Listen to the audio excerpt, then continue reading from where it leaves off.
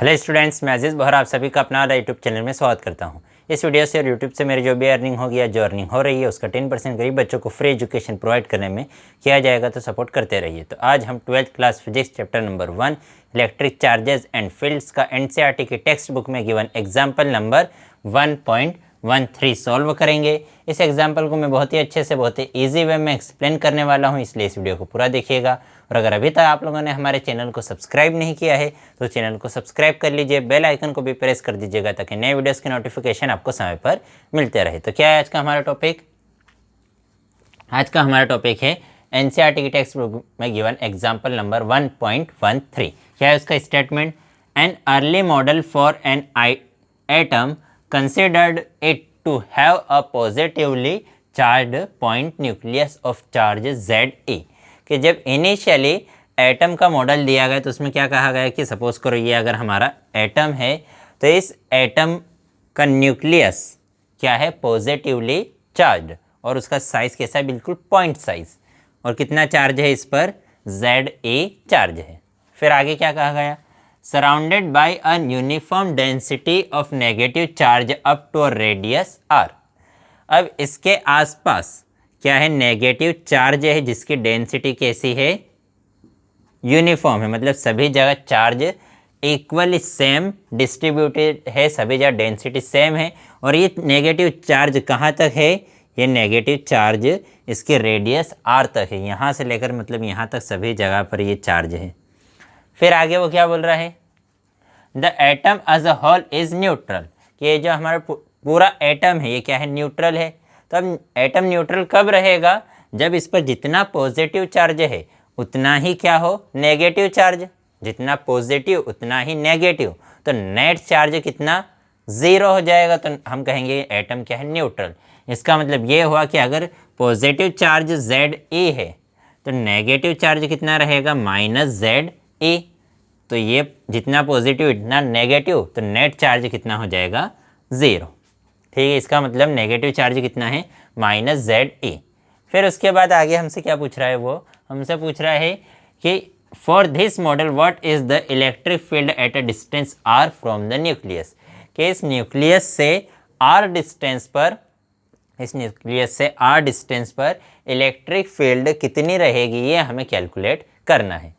तो सबसे पहले तो हम कंसिडर करेंगे कि ये जो हमारा एटम है जिसका शेप कैसा है? स्फेरिकल, इसके यूनिट वॉल्यूम में चार्ज कितना है? तो उसको हम डिस्क्राइब करेंगे वॉल्यूम चार्ज डेंसिटी के टर्म्स में। वॉल्यूम चार्ज डेंसिटी का मतलब होता है कि इसके यूनिट वॉल्यूम, 1 वॉल्यूम में कितना चार्ज है, उसको हम किससे रिप्रेजेंट करते हैं? रो से। तो इसके 1 वॉल्यूम में चार्ज कितना है? रो। तो 2 वॉल्यूम हमने कंसिडर कर लिया। इसकी जो नेगेटिव चार्ज है, नेगेटिव चार्ज सभी जगह फैला हुआ है, तो नेगेटिव चार्ज की डेंसिटी कितनी है? रो। तो अगर 1 वॉल्यूम में रो चार्ज है तो 2 वॉल्यूम में कितना चार्ज होगा? 2 रो। 3 वॉल्यूम में कितना चार्ज होगा? 3 रो। तो इसका टोटल वॉल्यूम, इस स्फेयर का टोटल वॉल्यूम, तो स्फेयर का वॉल्यूम का फॉर्मूला क्या होता है? 4/3 pi r³, where r is radius. तो इस पूरे वॉल्यूम में जिसकी रेडियस r है, कितना वॉल्यूम है? 4/3 पाई r³। इतने वॉल्यूम में चार्ज कितना रहेगा? इसमें हम रो से मल्टीप्लाई कर देंगे कि 1 में इतना, 2 में इतना, 3 में इतना, तो इतने में इसमें किससे मल्टीप्लाई कर देंगे? रो से मल्टीप्लाई। तो ये आ गया हमारे पास इस पूरे स्फेयर का टोटल नेगेटिव चार्ज। लेकिन हमें ये भी पता है कि टोटल नेगेटिव चार्ज तो कितना है? -Ze। तो ये भी टोटल नेगेटिव चार्ज, ये भी टोटल नेगेटिव चार्ज, दोनों को हमने कर दिया इक्वल। यहाँ से हम रो की वैल्यू निकाल लेंगे। यहाँ से रो की वैल्यू कितनी आ जाएगी? 3 यहाँ डिवाइड में, उधर जाकर मल्टीप्लाई में, तो -3Ze। 4 पाई r³, इधर मल्टीप्लाई में, इधर आकर डिवाइड में, तो 4 पाई r³। इसको दे दिया मैंने इक्वेशन नंबर 1। ठीक है, अब हमें निकालना है कि electric field at r distance. तो हमने ये न्यूक्लियस से r डिस्टेंस पर, स्मॉल r डिस्टेंस पर यहाँ पर कोई पॉइंट P लिया। इस पॉइंट P पर हम इलेक्ट्रिक फील्ड निकाल सकते हैं। ये पॉइंट P कहाँ है? इस एटम के अंदर। ठीक है, हम ये पॉइंट P एटम से बाहर यहाँ पर भी ले सकते हैं। इसकी डिस्टेंस भी कितनी हमने कंसिडर कर ली? r। यहाँ पर r कहाँ है? एटम से बाहर। तो मतलब हमारे पास 2 केसेस रहेंगे where r is less than capital R and where R is greater than capital R, कि इस वाली कंडीशन में ये जो आर है वो रेडियस से क्या है, छोटा है, तो ये लिख दिया R is less than capital R. और ये वाली कंडीशन में जब पॉइंट एटम से बाहर है तो ये जो आर है वो रेडियस से बड़ा है, तो R is greater than capital R. तो फर्स्ट हम ये वाली कंडीशन ले लेते हैं कि where R is less than R. तो यहाँ पर हम लगाएंगे क्या, यहाँ पर हम हमारा फ्लक्स का फॉर्मूला लगा देंगे। हमें पता है flux phi is equal to होता है vector A dot D S, इसी को हम लिख सकते हैं A D S cos theta, where theta is angle between vector A and vector D S. तो इस पॉइंट पी पर अगर हमें इलेक्ट्रिक फील्ड निकालना है तो हम गॉस लॉ की हेल्प लेंगे और यहाँ बना लेंगे गॉसियन सरफेस। ये हमने गॉसियन सरफेस बनाया, कैसा उसका शेप है, स्फेरिकल। स्फेरिकल सरफेस क्यों लिया, क्योंकि ये स्फेरिकल सिमेट्री रहेगा, इसके सभी पॉइंट्स पर इलेक्ट्रिक फील्ड सेम रहेगी। यहाँ से R distance R distance R distance R distance R, सभी की न्यूक्लियस से डिस्टेंस सेम है, तो सभी जगह इलेक्ट्रिक फील्ड सेम रहेगी। अब सपोज करो मैंने इसका ये वाला एरिया वेक्टर लिया, इतना सा एरिया लिया, तो ये जो एरिया वेक्टर है वो इस एरिया के परपेंडिकुलर रहेगा और इलेक्ट्रिक फील्ड भी इस रेडियस के अलोंग इसी डायरेक्शन में रहेगी। यहाँ पर अगर कोई पॉइंट लेता हूँ तो इसका एरिया वेक्टर रेडियस के अलोंग रहेगा और यही डायरेक्शन किसकी रहेगी, इलेक्ट्रिक फील्ड की।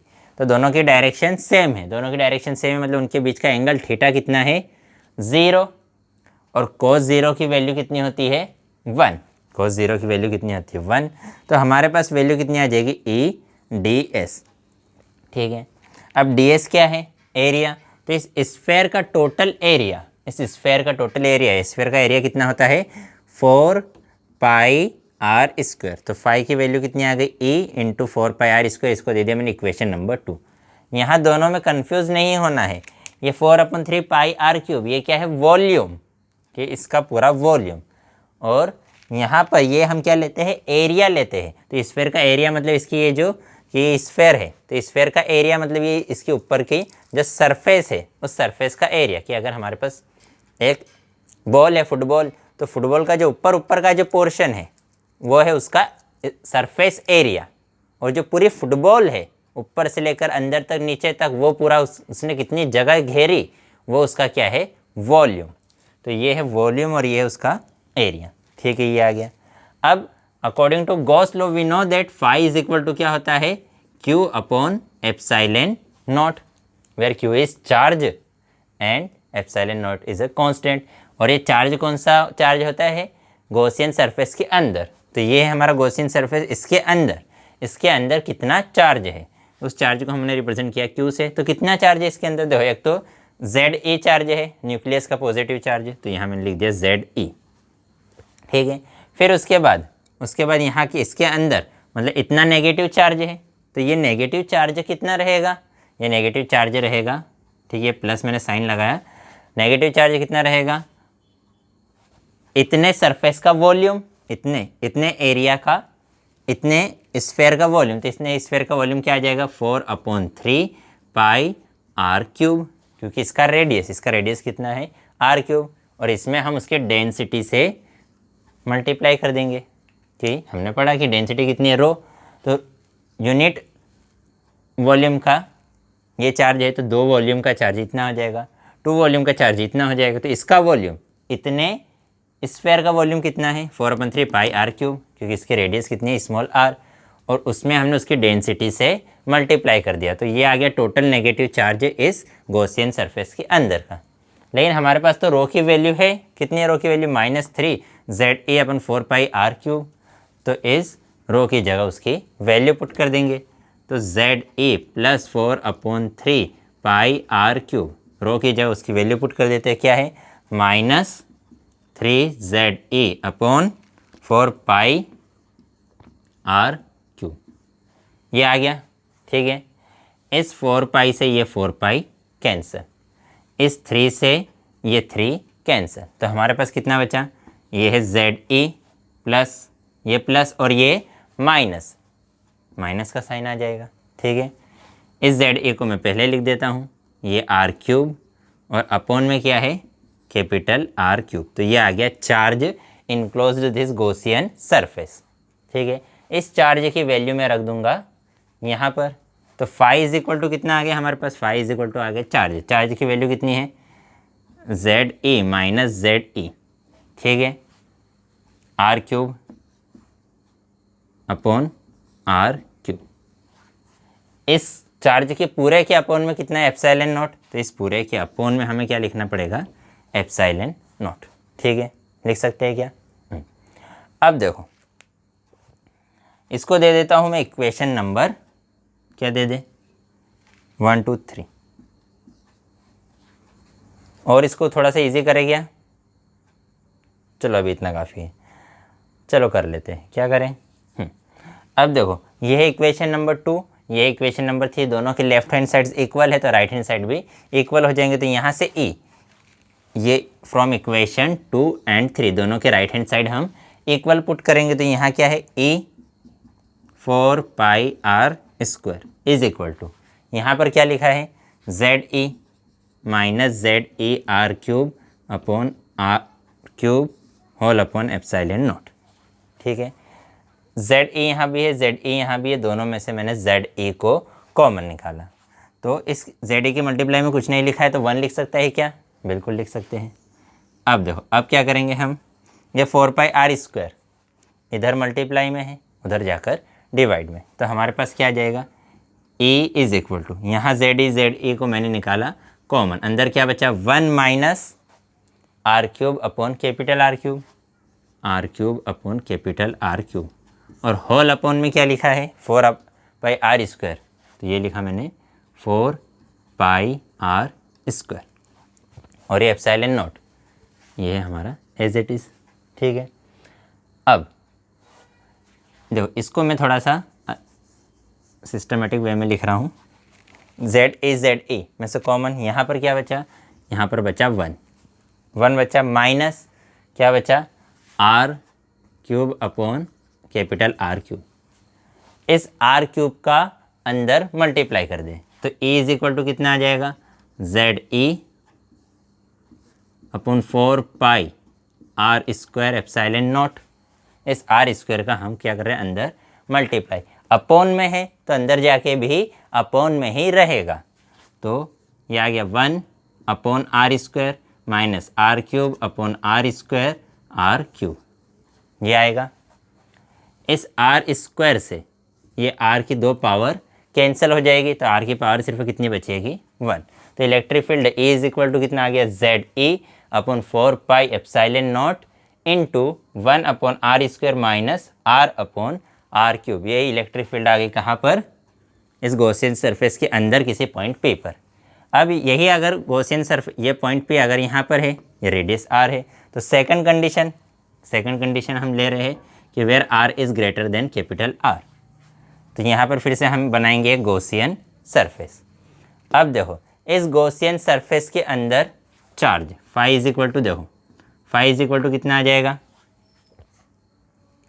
गॉस लॉ से फाई इज इक्वल टू कितना हो जाएगा, epsilon charge upon epsilon naught, ये कहता है ना Gauss law, phi is equal to क्या है, क्यू अपॉन एप्सिलॉन नॉट।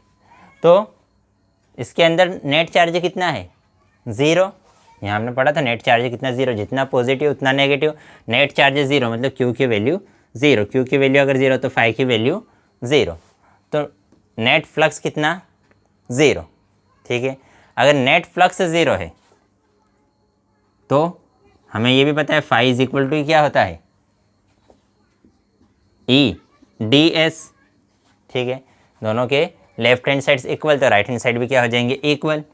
वही E D S cos theta की वैल्यू क्या आ जाएगी, 1, वॉज इतना नहीं कर रहे हैं हम, ई डी एस। अब ये ई डी एस ये किसके इक्वल हो जाएगा, 0 के इक्वल, दोनों के लेफ्ट हैंड साइड्स इक्वल तो राइट हैंड साइड भी इक्वल, डी एस इधर मल्टीप्लाई में उधर जाकर डिवाइड में, तो ई इज इक्वल टू कितना आ जाएगा, 0, इलेक्ट्रिक फील्ड कितनी आ जाएगी, 0। क्यों, डी एस क्या है, एरिया, तो एरिया तो 0 नहीं है ना, इस गॉसियन सरफेस का एरिया तो 0 नहीं है, तो इन दोनों का प्रोडक्ट 0 है। इन दोनों का प्रोडक्ट कब 0 रहेगा, जब या तो ई 0 हो या तो डी एस 0 हो, एरिया तो 0 नहीं है, इसका मतलब कौन 0 होगा, ई 0 होगा, तो इलेक्ट्रिक फील्ड आ गई 0। तो मतलब गॉसियन सरफेस मतलब इस एटम के बाहर नेट इलेक्ट्रिक फील्ड कितनी है, 0 है। और इसी टाइप से इस गॉसियन इस एटम के सरफेस पर, ये जो हमारा एटम है इसके सरफेस पर भी अगर हम ले, मतलब जब हम R is equal to capital R ले, तब भी इलेक्ट्रिक फील्ड कितनी आ जाएगी, 0 ही आएगी, क्योंकि इसके अगर सरफेस पर बात करें तो तब भी इसके अंदर जितना पॉजिटिव चार्ज है उतना ही नेगेटिव चार्ज है, मतलब नेट चार्ज है 0, नेट चार्ज है 0 तो फ्लक्स 0, फ्लक्स 0 तो इलेक्ट्रिक फील्ड कितनी रहेगी, 0 रहेगी। ठीक है, तो आज की वीडियो में इतना ही। इसी वीडियो के साथ हमारा ये चैप्टर भी फिनिश होता है। नेक्स्ट वीडियो से हम नेक्स्ट चैप्टर स्टार्ट करेंगे। अगर वीडियो पसंद आई हो तो लाइक कीजिएगा, अपने दोस्तों के साथ भी शेयर ज़रूर कर दीजिएगा। अगर पसंद नहीं हो तो डिसलाइक कर दीजिएगा। अगर इस वीडियो से रिलेटेड आपको कोई डाउट हो तो डाउट कमेंट में आप मुझसे पूछ सकते हैं, कोई सजेशन हो तो भी कमेंट कर सकते हैं। आप चाहे तो इसका स्क्रीनशॉट ले लीजिए। बाय।